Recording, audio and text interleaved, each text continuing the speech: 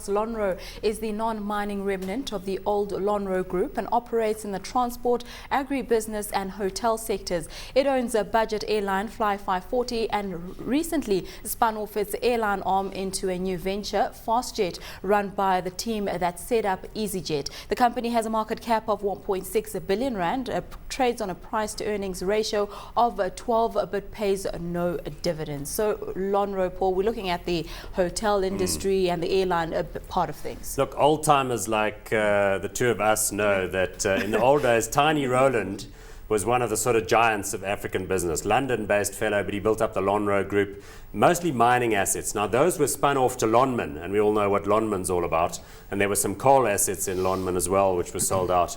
But what was left really got very little attention for many years. But I sense that they're starting to, get a little bit of momentum now. The shareholder base is sort of stabilized. It's jointly listed here and in London.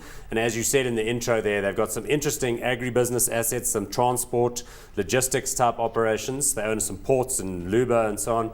But this airline thing of theirs, if they're launching this thing called FastJet, which looks as though now it's separately listed in London, they own 70% of it, looks as though it could have quite a nice niche in the African continent generally. What do you make of Lonrho? We know that we can't really trade with Lonrho here on the JSE. Yeah, I think this is going to be very big for the future because, as Paul says, this is a bit of a rump left over from the old days. Name Lonrho comes from London Rhodesia. And they've had a long association with Africa. I think they understand Africa. I think that's vitally important. But what's also vitally important is that airfares, plane fares in Africa are excruciatingly high. They're of a different order of magnitude than what you'll find just about anywhere else in the world. And I think what FastJet intends to do with its fleet of A319s based in Dar es Salaam, slowly, Catchy Monkey is going to start coming in and cutting those airfares dramatically. You've got an emerging middle class in Africa that wants to fly places. It doesn't want to be hidebound by going in coaches and taxis everywhere or train services where they exist. So I think this is an absolute stroke of genius, and I think it will do exceptionally well. So, Paul, getting into Lonrho right now, what are you doing with this? Well, it's interesting because it is listed in London, but it's also listed here. So this tradability is a bit limited, but it has been picking up as the company has recently done a bit better.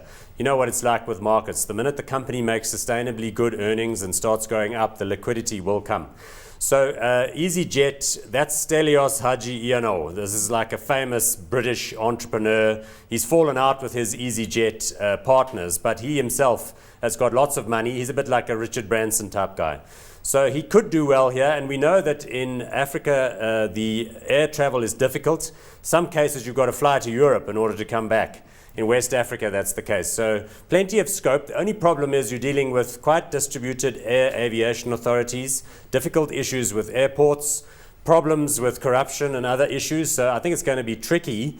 SAA, of course, is the big competitor, but the margins are reasonably high. So I think they could do well. So it's definitely one of those stocks to watch. It's kind of got a sizable market cap. Let's watch the liquidity and let's see where it goes from here. With all of that, hot or not, Chris? Oh, I think this is a hot stock. If I had to pick any of these stocks this evening, it's a hot stock. Yeah. So hot on Lonrho for you. I'm going to wait just a bit. You know me, I'm ever Mr. Cautious. Yeah. So not hot for this.